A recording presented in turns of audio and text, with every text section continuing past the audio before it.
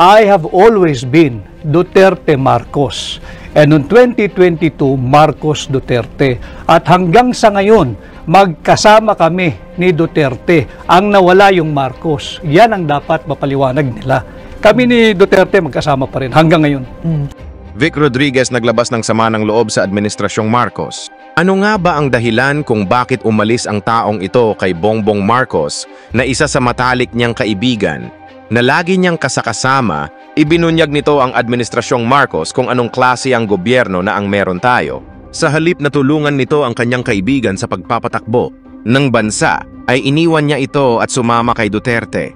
Dahil alam na niya kung anong klaseng mga politiko ang kasama ng presidente. Ito, panoorin nyo, may malalaman kayo pagkatapos ng introng ito.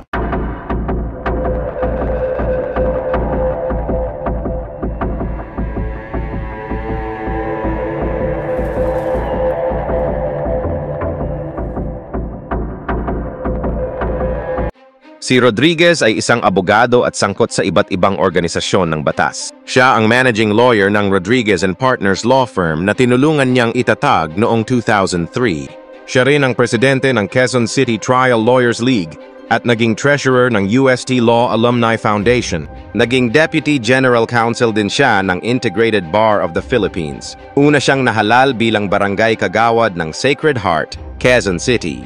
Bago nahalal bilang barangay kapitan sa edad na 19 at naging pinakabatang humawak sa posisyon.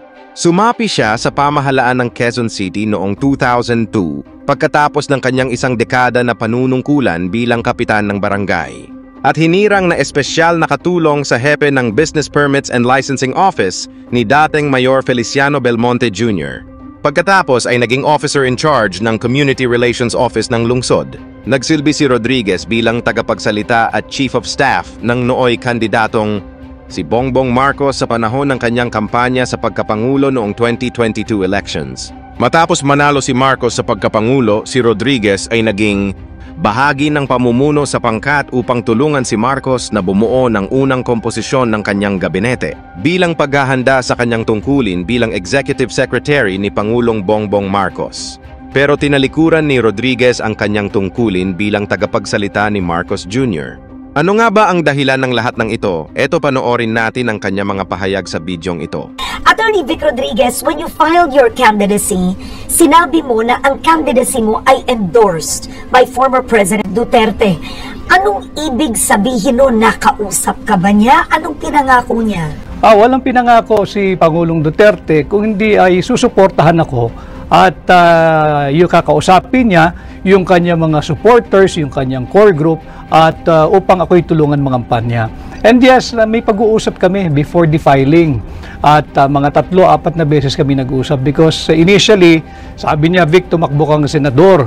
Ako hindi ko hilig ito, Mr. President, mas magaling akong nasa likod, tutulong na lang ako. And I was expecting that he will be the one to run for senator and I will go all the way for him. Sabi ko, okay na ako, tutulong ako. But yun nga, nag-progress yung usapan and eventually, siya ay kumandidatong mayor ng Davao, as we all know. So ako ang tumugon doon sa hamon na pamunuan ng tunay at maisog na oposisyon. That's why here I am now. Oo, pero ibig sabihin, si Pangulong Duterte ang nagbigay sa iyo ng idea na tumakbo kang senador? Not really idea, it's more of an encouragement from President Duterte for me to try and run for senator. And nag-uusap kami mga 4 na beses eh. And sabi ko lang sa kanya, pag-isipan ko, Mr. President. Sabi niya, sige, tama naman yan, huwag kang magmadali, pero huwag din masyadong matagal. Dahil kinakailangan kang mapakilala, dahil kilala ka naman, pero hindi bilang kandidato. Okay. Attorney Rodriguez, sumikat ka bilang spokesperson, abogado ni Pangulong Bongbong Marcos. Buong kampanya, ikaw ang kinakausap ng lahat. May libro ka nga ang nakalagay, Kingmaker. Kabilang ka behind the scenes sa campaign. Isn't this absolute betrayal from Marcos ngayon na kay Duterte ka na? I have always been Duterte Marcos. And noong 2022, Marcos Duterte. At hanggang sa ngayon, magkasama kami ni Duterte. Ang nawala yung Marcos. Yan ang dapat mapaliwanag nila. Kami ni Duterte magkasama pa rin hanggang ngayon. Ano ba nangyari? Hindi ka lumabas noon, hindi ka nagpaliwanag. Bilang Executive Secretary, you were the shortest Executive Secretary in history, 79 days in office. You were forced to resign, tapos hindi ka naman naging Presidential Chief of Staff. What really happened? Bakit ka natanggal? I think the shortest na naging ES ay si former ES and Senator Ed Angara during the time of President Erap. Kasi abbreviated yung term ni Pangulong Estrada eh. And ako ay inappoint bilang Presidential Chief of Staff after my stint as Executive Secretary. But sa tingin ko nga noon, hindi na untenable na yung sitwasyon namin sa Malacanang. Kaya hindi ko na kailangan yan. Bakit sino ba kaaway mo doon? Yung mga gustong maging Pangulo pero hindi naman binoto ng tao. Yung mga astang Pangulo, wala namang mandato. Marami ron sa Malacanang. At alam naman ng taong bayan who I'm referring to, at hindi lang isang tao yan. Kaya nga nagkakagulo ngayon ang ating bansa. But why didn't the President stand by you? Initially, tumatayo siya, tumitindig siya sa aking panig. Pero eventually, bumigay, wala na tayong magagawa ron. And even before I assumed the position of Executive Secretary, hindi ito alam ng taong bayan. Alam ito ni Bongbong Marcos. Ilang beses ako nagsabi, hindi ko kailangan yan, okay na ako. I don't need that. Pero sabi niya, hindi, samahan mo ko. Pinaghirapan natin dalawa ito at gusto kong patakbuhin mo yung aking tanggapan kagaya ng pagpapatakbo mo nung kampanya. So, nandoon yung tiwala. Presidente na yan Hindi naman lahat napapagkatiwalaan ng presidente. So, sige, tinanggap ko yung hamon. Pero as we go along, sabi ko, hindi ko kailangan ito, Mr. President. Exit na ako. Okay ako. Okay ako. Huwag mo akong problemahin. Ayos ako. That is why, even in the commission on appointments, kinakailangan nila sumulat sa akin. Hinihingi yung documents ko. At yun, nag-meeting din kami ni Bongbong Marcos doon sa kanyang private office. Sabi, ba't wala kang dokumento? Hindi ako upo dyan. Hindi ako magpapa sa ilalim sa CA. Ambush yan. But why did you become a critic of the President? Pwede namang nag-resign ka, tumahimik si Attorney Vic Rodriguez, sinaportahan mo on the side, bakit ngayon napaka-active critic mo? Ang sinasabi ng ilan, porket wala lang sa posisyon, eto na siya, kritiko na. Hindi ko kailangan ng posisyon. Ako nga yung lumayo sa posisyon Tanungin mo ang sambayan ng Pilipino. Ilan ang kayang gumawa ng ginawa ko? I walk away from being the ES. Meron akong appointment as the Presidential Chief of Staff. Alam niya yun. Kaharap nung pinirmahan niya, inabot niya sa akin si Naida Angping na ginawa kong PMS Secretary. Si Anton Lagdameo kaharapan. At yung maraming PSG. Pirmado yun. Sa akin ang original hanggang ngayon. At ready ako ipakita yan. Why did you have to be a critic? Yun ang tanong. Sapagkat nakakaya. Ikaw na rin nagsabi, ako lahat ang kinakausap ng tao.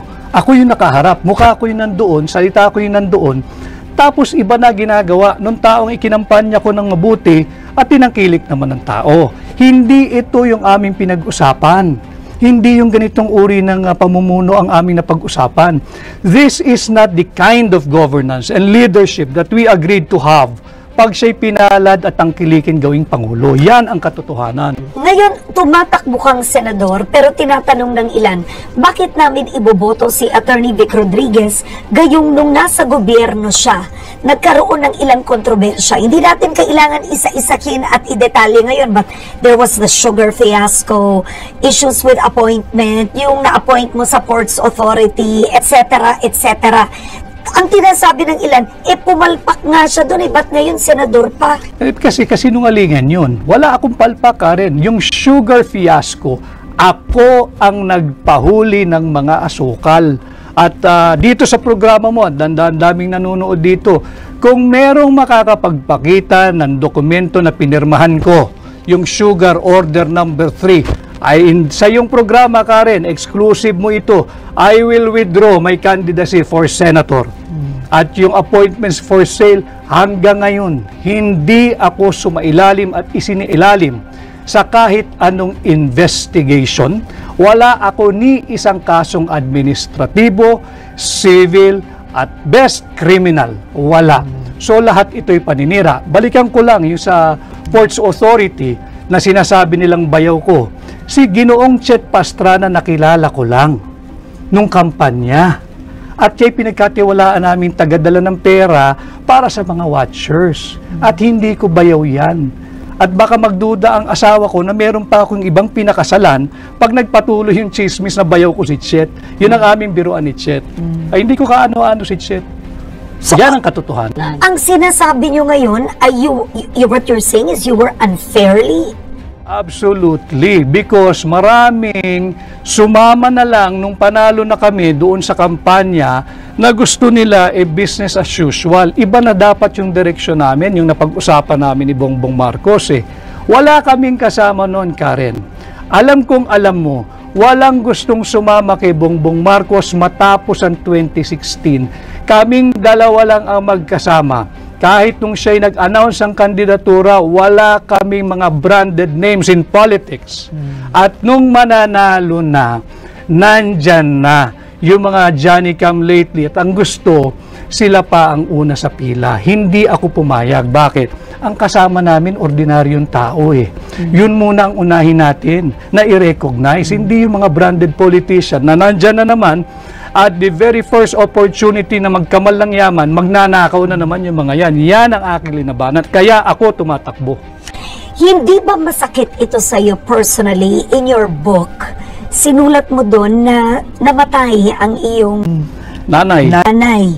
At hindi nagbigay ng condolence, hindi nagbigay ng kahit anuman na message, bulaklak ang Pangulong Marcos. This is correct, no? Tama yan. Yeah.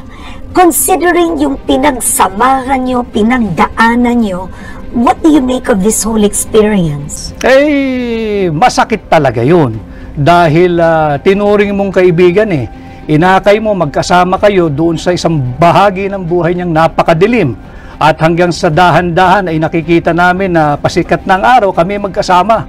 At nung dumating sa puntong mababa na punto ng aking buhay, dahil nanay ko yun niha-niho, wala kang narinig, masakit yun. At hindi ko hahangarin na mangyari sa kanya o kung kanino man yung eksperyensya kong yun at naramdaman kong yun. But how angry are you? Because I'll be honest, you attended the rally in Tagum City. Tinawag ni Pangulong Duterte na bangag si Pangulong Marcos. Nandun ka, nakaupo ka doon. Bakit kailangan nandun ka? Bakit? Bakit kinakailangan ko bang alam kung sasabihin ni Pangulong Duterte? At kami pag magkakasama, hindi kami nagtatanungan anong sasabihin mo, anong sasabihin ko. Wala kaming ganun. Sinabi ni Pangulong Duterte yung sinabi niya dahil marahil meron siyang dahilan. At ako naman, ang lagi kong sinasabi, ulitin ko, dito sa iyong programa, kahit nung magkasama kami ni Bongbong Marcos, lumabas yan And I feel guilty because I'm the one who went around the town and showed everybody yung kanyang negative drug result test. But di ba totoo yun? Kaya nga ang akin, para matapos na yung usapang yan, sumailalim na sa isang open, fair, transparent hair follicle drug test. Para matapos na yan. Kung totoo, di tapos ang usapan. Kung hindi, sampal niya yung resulta doon sa mga nag-aakusa sa kanya.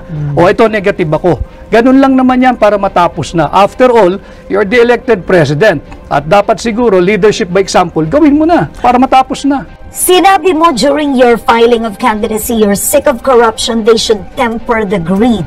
How bad is the corruption now? Very bad. What makes you say that? Look at what happened sa Bicol. 200 inosenteng Pilipino patay. Sa tindi ng iniwang pinsala ng bagyo, ang tanong ngayon, saan napunta ang pondo ng gobyerno para maiwasan ang pagbaha sa Bicol Region? Yan ang gustong malaman ni Senator Joel Villanueva. Ayon sa senador, nasa 61 billion pesos ang ibinigay na pondo sa Bicol Region para sa flood control program. Taliwas sa kumakalat umanong 9 na bilyong piso lang ang inilaang budget dito ng pamahalaan. Representative Zaldico, wala raw katotohanan ng umano'y bilyon-bilyong pisong flood control budget para sa Kabikulan.